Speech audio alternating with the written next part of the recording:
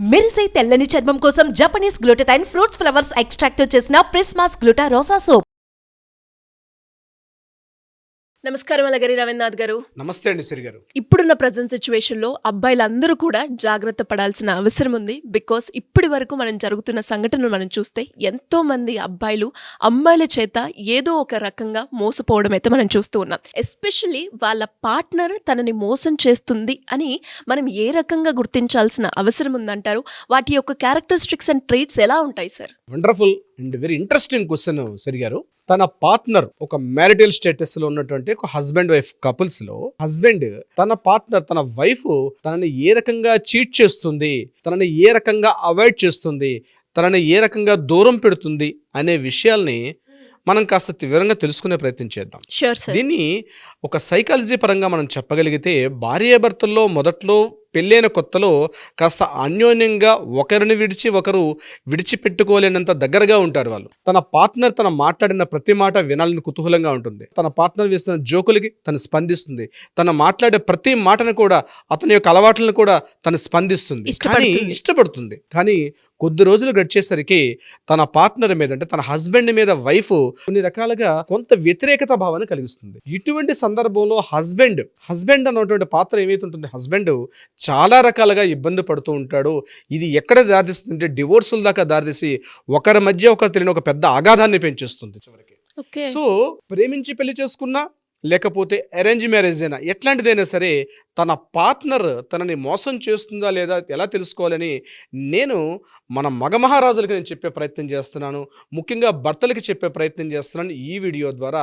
ఎలా మనం తెలుసుకోవాలి, ఎలా జాగ్రత్త పడాలి. ముందుగా గుర్తుపెట్టుకోండి, మీరు ఎంతో ఇష్టపడుతున్నారు మీ పార్ట్నర్ని. మీ మాటల ద్వారా, మీ చేష్టల ద్వారా, మీ స్పందనల ద్వారా ఆమెను ఉత్సాహం కలుపుతున్నారు. కానీ ఆమె మీరు అనుకున్నట్టుగా ఆవిడ ప్రతిస్పందించట్లేదు అనుకునే సందర్భంలో ఆవిడ ఏ రకంగా ప్రతిస్పందిస్తుంది చూసుకోండి. ఈ వీడియో చివరి వరకు చూడండి. ఈ వీడియో చివరిలో నేను కొన్ని రెమెడీస్ కూడా చెప్తాను. దీన్ని అవాయిడ్ చేయాలంటే ఎలా అవాయిడ్ చేయాలి, వాళ్ళిద్దరి మధ్య సాంగత్యం ఎలా ఉండాలని కూడా నేను ఈ వీడియోలో చెప్పే ప్రయత్నం చేస్తాను. ఈ వీడియో చివరి దాకా చూడండి.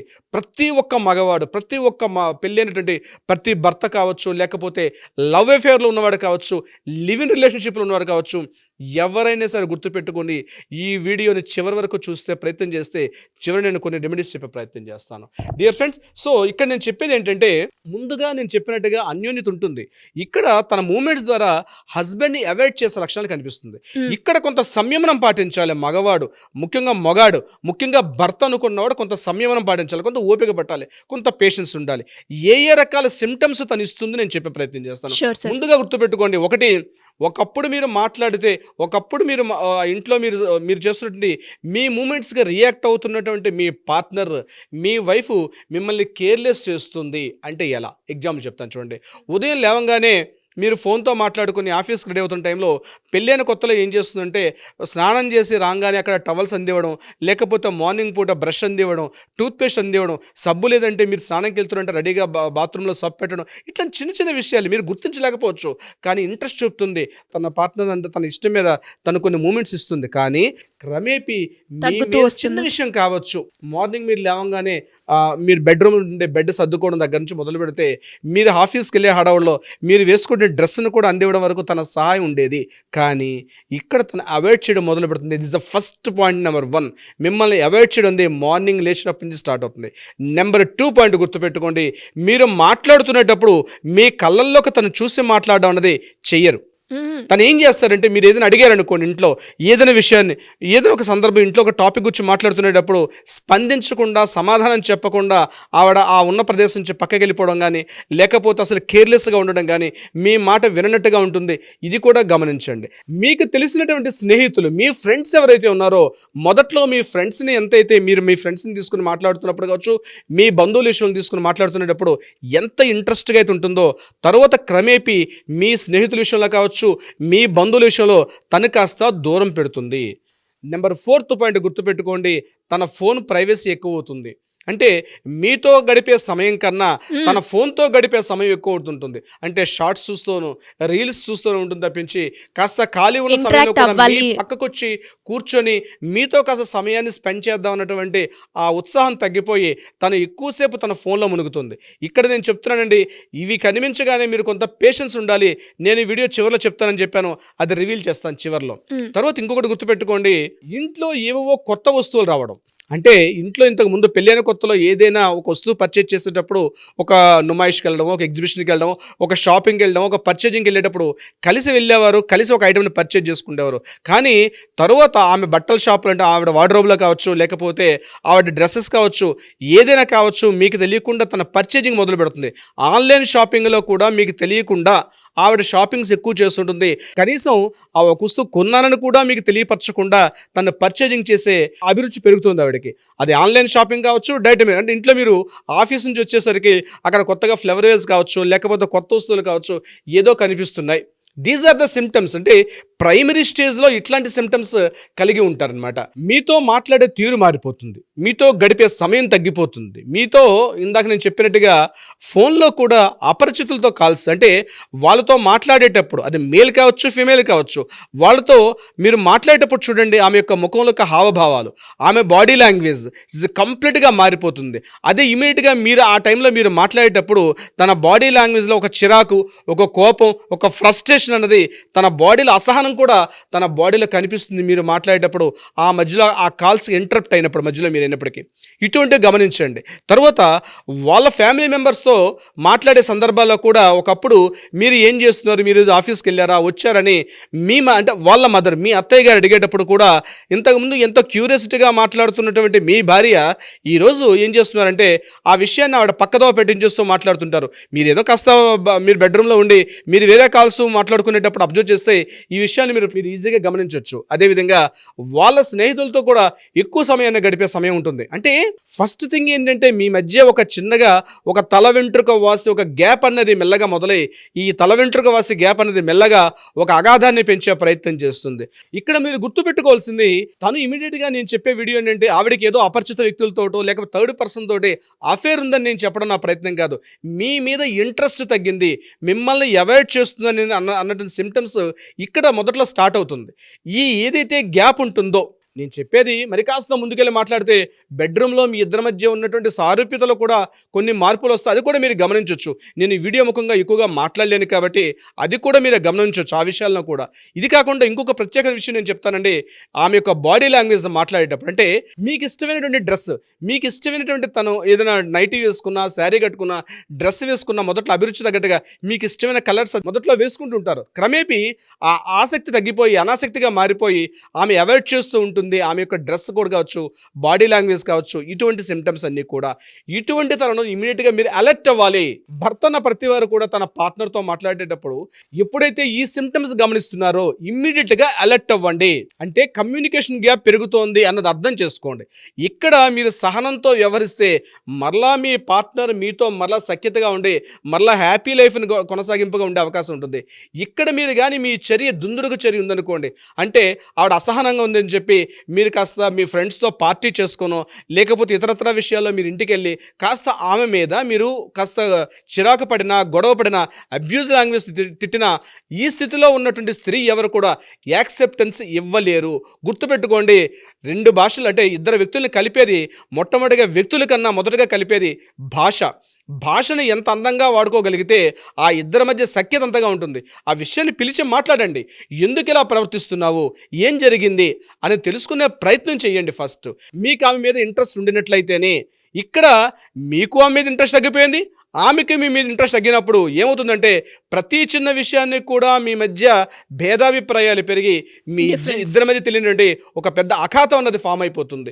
గుర్తుపెట్టుకోండి, మీ పార్ట్నర్ని మీరు ప్రేమించకపోతే ఆమెను ప్రేమించే వాళ్ళు ఎవరు లేరు. గుర్తుపెట్టుకోండి, ఆమె కాస్త వ్యతిరేక ధోరణిలో ఉంది అంటే కారణం డెఫినెట్గా మీ యొక్క మూమెంట్స్లో ఎక్కడో ఆమెకు నచ్చని పని మీరు చేసుంటారు. సో దాన్ని తెలుసుకునే ప్రయత్నం చేయడం వెరీ వెరీ ఇంపార్టెంట్. ఆమె నా దగ్గరికి రావట్లేదు, ఆమె నాతో సరిగా మాట్లాడడం లేదు, ఆమె నాతో సరిగా ప్రవర్తించట్లేదని చెప్పి మీరు కాస్త దుందుడుగా వ్యవహరించారనుకోండి, అంటే దాన్ని నెగిటివ్గా తీసుకుని మాట్లాడుకోగలిగితే ఆమె అంతకన్నా ఎక్కువ రియాక్ట్ అవుతుంది డెఫినెట్గా. సో ఇక్కడ reaction is the very very important. చర్యకు ప్రతిచర్య, న్యూటన్ యొక్క 3వ గమన సూత్రం అదేవిధంగా ఇక్కడ కూడా ఉంటుంది. ఇంట్లో కూడా అది ప్రకృతి యొక్క నియమం, ప్రతి చోట వర్తింపజేస్తుంది. మీరు భార్యతో మాట్లాడేటప్పుడు, మీ లైఫ్ పార్ట్నర్తో మాట్లాడేటప్పుడు, మీ లవర్తో మాట్లాడేటప్పుడు, మీ లివ్ ఇన్ రిలేషన్తో మీ పార్ట్నర్తో మాట్లాడేటప్పుడు డెఫినెట్గా గుర్తుపెట్టుకోండి, ఆవిడ ఈ సిమ్టమ్స్ ఇస్తుంది. ఇప్పుడు నేను ఏవైతే సిమ్టమ్స్ చెప్పానో ఈ సిమ్టమ్స్ మీరు గమనించినట్లయితే మీరు కాస్త పేషెన్స్గా ఉండి, మీరు కాస్త మంచి మృదు స్వభావంతో పిలిచి మాట్లాడుకోగలిగితే డెఫినెట్గా మళ్ళీ మీ ఇద్దరి మధ్య సఖ్యత పెరిగే అవకాశం ఉంటుంది. ఆమె చేసే చిన్న చిన్న పనులు మీకు నచ్చకపోవచ్చు, ఆమె చేసే కొన్ని విషయాలు, మాట్లాడే కొన్ని మాటలు మీకు నచ్చకపోవచ్చు. అంత మాత్రాన మీ మధ్య భేదాభిప్రాయాన్ని కలిగించుకుంటూ పోతే అది మీ ఆఫీస్ మీద పడుతుంది, మీ కలీగ్స్ మీద పడుతుంది, మీ వర్క్ మీద పడి మొత్తానికి మొదటిగా మోసం వచ్చే అవకాశం ఉంటుంది. సో ఒక ఇద్దరు కలిసి ప్రేమించుకోనో లేకపోతే ఒక అన్యోన్యంగా ఒక హ్యాపీ ఫ్యామిలీ ఉండేటప్పుడే ఆ కుటుంబం కూడా హ్యాపీగా ఉంటుంది. కుటుంబం హ్యాపీగా ఉంటే ఆ వీధి బాగుంటుంది, ఆ వీధి బాగుంటే ఆ ఊరు బాగుంటుంది, ఆ ఊరు బాగుంటే ఎంటైర్ స్టేట్ బాగుంటుంది, ఆ స్టేట్ బాగుంటే దేశం మొత్తం కూడా బాగుంటుంది. సో దేశం బాగుండాలంటే ముందు మన ఇల్లు బాగుండాలి. అంటే మన పార్ట్నర్తో మనకున్న రిలేషన్స్. అంటే ఈ వీడియో కేవలం నేను అమ్మాయిలు ఇచ్చినటువంటి ఒక నెగిటివ్ ఒక మూమెంట్స్ ఎలా ఉంటాయని ఈ వీడియోలో నేను చెప్తున్నాను. ఇది కేవలం అబ్బాయిలు అలర్ట్ చేయడం కోసం మాత్రమే. అమ్మాయిలు చాలా సందర్భాలు వ్యవహరిస్తారు, కానీ సున్నితంగా వాటిని మనం యాక్సెప్టెన్స్ ఇచ్చినప్పుడు, వాళ్ళతో మాట్లాడే తీరు, వాళ్ళతో బిహేవ్ చేసే విధానమే స్పందించేటప్పుడు వాళ్ళు మిమ్మల్ని విడిచిపెట్టకుండా మీ చుట్టూ తిరుగుతూ ఉంటారు. ఎప్పుడు కూడా పువ్వు చుట్టూ తేనీగెట్లా తిరుగుతుంది, ఇంకా పచ్చిగా చెప్పాలంటే ఒక బెల్లం చుట్టూ ఈగలెట్లా ఉంటాయి. అంటే వాళ్ళని మనం ఆకర్షించుకునే శక్తి మనలో ఉండాలి. ఇది తప్పైనా నేను రియల్గా చెప్తున్నాను సిరిగారు, భార్యాభర్తల మధ్య ఆ రకమైనటువంటి అన్యోన్యత ఉన్నప్పుడే హ్యాపీగా ముందుకు వెళ్ళగలుగుతాం సిరిగారు. గ్రేట్ సార్, నిజంగా మీరు చెప్పిన ప్రతి పాయింట్ కూడా, అంటే ఒక్కసారి వీడియో చూస్తున్న వాళ్ళు ఎవరైనా సరే ఒక్కసారి మళ్ళొక్కసారి వింటే వాళ్ళకే ఐడియా వస్తూ ఉంటుంది. నిజంగానే ఒక అమ్మాయి మనని దూరం పెడుతుంది అంటే వాళ్ళు కూడా చెక్ చేసుకోవాల్సిన అవసరం ఉంది. అంటే ఇది నా వల్ల జరుగుతుందా, లేదు తను కావాలని చేస్తుందా అన్నది మీరు అన్నారు లాస్ట్గా. అంటే అక్కడ కూర్చొని అసలు ఆ రియాక్షన్, ఎప్పుడైనా కూడా చాలామంది కోపం వెంటనే ఎగ్జిక్యూట్ చేస్తూ ఉంటారు. అలా కాకుండా మీరు అన్నట్టుగా ఒక పాజిటివ్ స్టేట్ ఆఫ్ మైండ్తో కనుక మనం ఇలాంటి సిచ్యువేషన్స్ ఎదుర్కొన్నప్పుడు దాన్ని రియాక్షన్ పాజిటివ్ వేలో ఉంటే ఆ రిలేషన్షిప్ అనేది చాలా బాగుంటుంది. And really great sir. And ప్రతి ఒక్కరు కూడా అబ్బాయిలు ఎంత జాగ్రత్త పడాల్సిన అవసరం ఉందో, దాంతోపాటు రిలేషన్షిప్ని కూడా కాపాడుకోవాల్సిన అవసరం ఇటు అమ్మాయికైనా అబ్బాయికైనా ఇద్దరికీ ఉంది. సో ఇలా మనకి తెలియకుండానే మన ఫ్యామిలీలో కావచ్చు, మన రిలేషన్షిప్లో కావచ్చు, చిన్న చిన్న సంగతులకే మనం డైవర్స్ దాకా వెళ్ళిపోయే సంఘటనను మనం ఈరోజు అయితే చూస్తూ ఉన్నాం. కాబట్టి అలా ఎవరికైనా కూడా ఫ్యామిలీ పరంగా కావచ్చు, లేదు అంటే లీగల్ పరంగా, ప్రాపర్టీ ఇష్యూస్ పరంగా ఎవరైనా కూడా మిమ్మల్ని అప్రోచ్ అవ్వాలి అంటే ఏ విధంగా పాసిబుల్ సార్? సో ఈరోజు ఫ్యామిలీ కోర్ట్స్లో రకరకాల వందల వేల కేసులు ఈరోజు మునిగిపోతూ ఉన్నాయి. అంటే దాని సొల్యూషన్ తెలియకుండా మనం ఇప్పటికే చాలా వందల ఫ్యామిలీస్ని మనం ఈరోజు కౌన్సిలింగ్ చేసి వాళ్ళని చాలా వరకు మరలా వాళ్ళ హ్యాపీ లైఫ్ని మనం చాలా వరకు దోహదపడుతున్నాం సిరిగారు ఈ వేదిక ద్వారా. అయితే నేను ఒకటే అంటాను, before going to the marriage, పెళ్లి చేసుకోవడానికి ముందే, అది అరేంజ్ మ్యారేజ్ అయినా లవ్ మ్యారేజ్ అయినా డెఫినెట్గా ఒకసారి కౌన్సిలింగ్కి రండి. ప్రతి ఒక్కరు, అమ్మాయి కావచ్చు అబ్బాయి కావచ్చు, వీలైనంత వరకు ఈ వీడియో ప్రతి ఒక్క అబ్బాయి చూసే వాళ్ళందరూ కూడా వీలైనంత వరకు షేర్ చేయండి. Before going to the marriage, before going to the live in relationship డెఫినెట్గా రండి. ఒకసారి కౌన్సిలింగ్ వచ్చి కూర్చోండి. కూర్చోవడం వల్ల మీకు తెలియని విషయాలు, మీలో మీకు తెలియని కొన్ని అంతర్గత శక్తులు కావచ్చు, మీలో మీకు తెలియని ఒక అభద్రతా భావం కావచ్చు, ఇవన్నీ కూడా కలిసి before going to the counselling, అంటే before going to the marriage కౌన్సిలింగ్గా కూర్చోవడం వల్ల మీ ఇద్దరి మధ్య ఉన్నటువంటి లోటుపాట్లు, తప్పులు కూడా తెలిసి ఒకరినొకరు కూర్చుని పరిష్కరించే తీసుకుదిగా ఈ వేదిక కూడా ఉపయోగపడుతుంది. సో డియర్ ఫ్రెండ్స్, నేను చెప్పేది ఏంటంటే before going to the marriage definite గా కౌన్సిలింగ్ తీసుకోండి.